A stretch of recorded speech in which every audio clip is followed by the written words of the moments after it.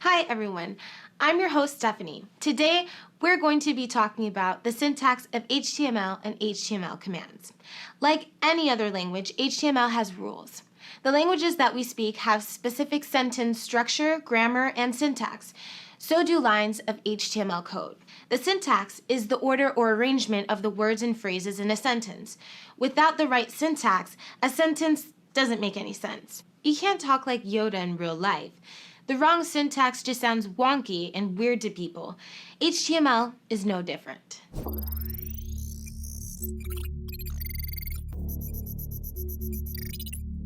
Your HTML elements need to be written in the right syntax. If the syntax is off, the browser won't understand the elements.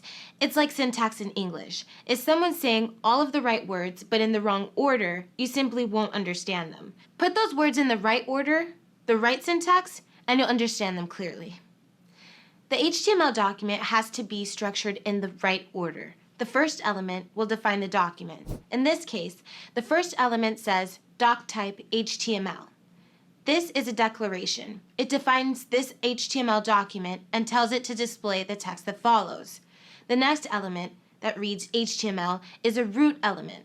The element that reads head is where the metadata of HTML will be found. The first head element is the start tag, and the second one is the end tag.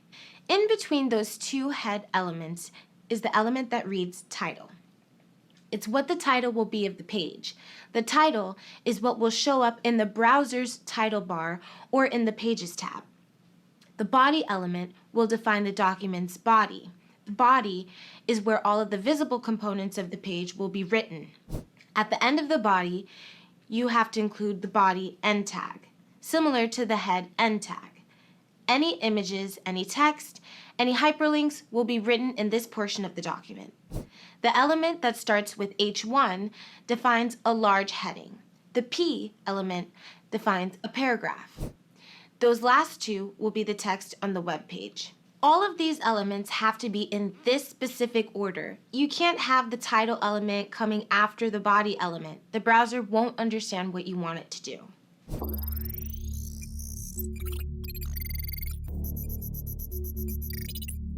By adding attributes to the HTML elements, you're giving them more information.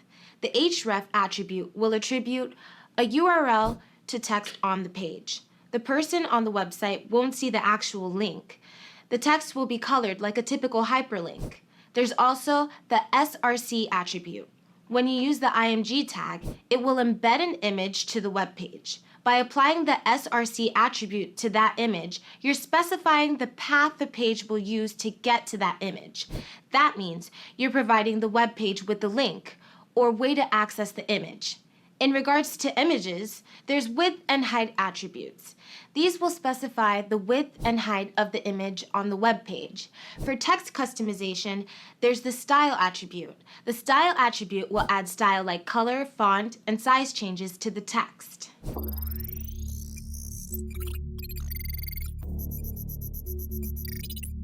To really know a language, you need to know its rules. This can be said about English, Russian, Mandarin, whichever. HTML has its own rules and its own structure, just like any other language. You'll get more familiar with HTML as you practice and test it out. The same way that you get better at speaking a new language by practicing it, you need to practice HTML as well. Eventually, it'll be another language that you're fluent at. Learn the rules and master the syntax.